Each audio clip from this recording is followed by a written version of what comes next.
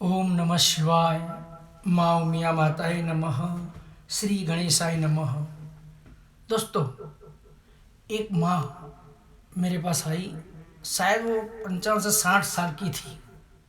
मुझे बोलने लगी, महेंद्र भाई, मेरा बेटा और मेरी बहू मेरा अपमान करते हैं।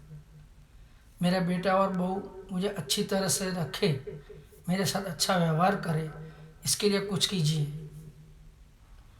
मैंने उनकी बात सुनकर उनको पूछा, तुम्हारे सास ससुर कहाँ हैं? आपके सास ससुर कहाँ हैं? तब उन्होंने मुझे जवाब दिया। वो सुनकर मैं हैरान हो गया।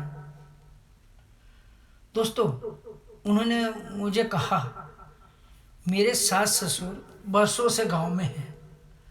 उनका जवाब सुनकर मैं समझ गया, यहाँ कर्मों का हिसाब चल रहा है। मैं यहाँ कुछ नहीं कर सकता।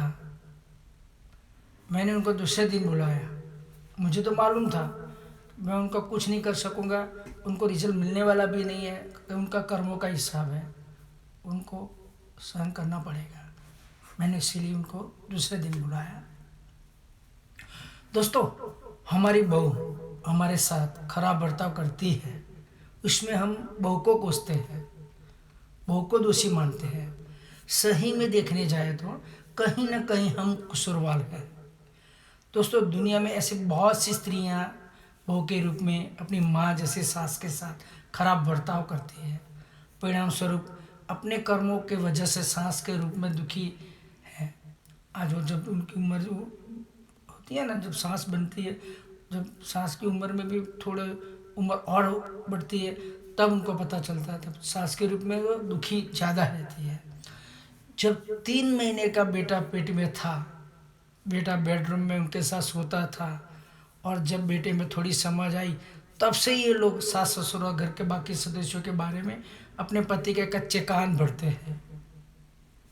उनकी बात सुनकर उनके पति सास ससुर और घर के बाकी सदस्यों को डांटते हैं। तब उनको काम निकल जाने की वजह से खुश होते हैं ये लोग। तब उनको ये पता नहीं होता कि उनका भविष्य उनके बेटे के रूप में उनके साथ घर में है। ये सब सुन रहा है, समझ रहा है और बड़ा हो रहा है।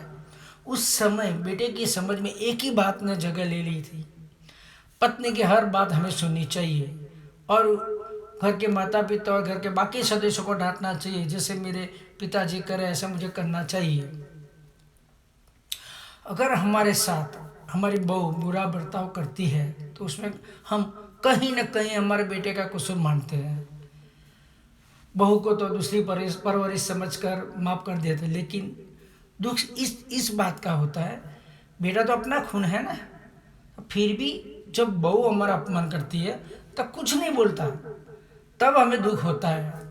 मित्रों, यहाँ हमारे कर्मों और हमारी खुद की परवरिश का नतीजा है। एक बेटा कान का कच्चा तब होता है जब उसके अपने कान कच्चे हो। एक बेटा किसी की बातों में तब आता है जब उसकी अपनी सोच बचपन से डगमगाई हो, बचपन से ही अपने माता पिता का, दादा दादी के साथ का बर्ताव दिखता आया हो और अपने माता पिता से नफरत करता आया हो। अगर एक बहू अपनी सास की बेइज्जती करने की हिम्मत रखती है तो वो हिम्मत उसे अपने पति से मिलती है ना।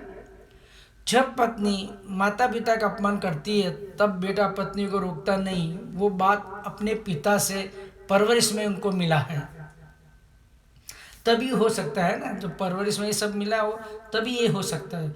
जब बेटे की नज़र के सामने कोई भी माँ उनके दादा दादी की तस्वीर के सामने या दादा दादी के सामने इनकी इज्जत करेगी तो कोई भी बेटा अपनी पत्नी से माँ की बेइज्जती करने का सोचेगा ही नहीं। जब उनकी माँ दादा दादी की इज्जत करती है, उनकी सेवा कर, उनके साथ अच्छा व्यवहार करती है, तो कोई भी बेटा अपनी पत्नी से माँ की बेइज्जती करने का सोचेगा ही नहीं, फौरन को रोक देगा। जब माँ ही बेटे के सामने अपने सास ससुर की जिम्मेदारी से दूर भागती है और अपने सास ससुर के प्रति सम्मान न रखे तो फिर वो अपनी बहू से क्या उम्मीद कर सकती है। हमें दुख देने में किसी बाहर वाले का कसूर नहीं है दोस्तों, हमारा अपना खून, हमारे बेटे का भी कसूर नहीं है। कसूर हमारी परवरिश का है, हमारे कर्मों का है।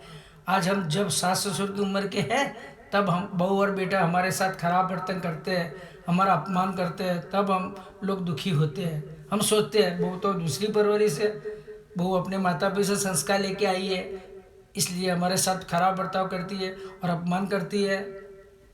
लेकिन बेटा तो अपना खून है, जिसे हमने 9 महीने अपने पेट में रखा था, तो फिर हमारा बेटा हमारा अपमान क्यों कर रहा है? कहीं ना कहीं ये हमारे खुद की परवरिश का नतीजा है। क्यों हम लोग बेटे की शादी के बाद सारा इल्जाम बहू पर लगाते हैं, जबकि हमारा बेटा हमारे पेट में 3 महीने का था तब से हमने हमारे बेटे के कच्चे कान में ये सब बातें डाली है। बोलते हैं कि जैसी करनी वैसी भरनी। हमारे कर्मों की सजा भगवान हमें हमारे बेटे के द्वारा दे रहा है। हमारे सास ससुर हमारे माता पिता के समान थे, उनको हम खून के आंसू रुलाते थे, तो फिर हम लोग क्यों हमारे बेटे और बहू से अच्छे व्यवहार की आशा रखते हैं? अगर हमारे बुरे कर्मों की सजा भगवान हमें इस जन्म में नहीं देंगे तो हर घर में माता पिता अपमानित होते रहेंगे। दोस्तों, मैं तो एक ही बात दोहराऊंगा, अगर आपको बहू से प्रेम चाहिए तो अपने सास ससुर के साथ पॉजिटिव व्यवहार करना चाहिए।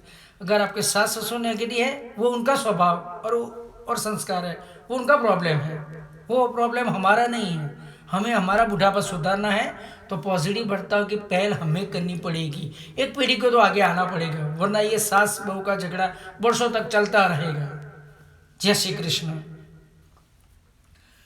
अगर दोस्तों आपको मेरा ये वीडियो अच्छा लगे तो लाइक करें, शेयर करें।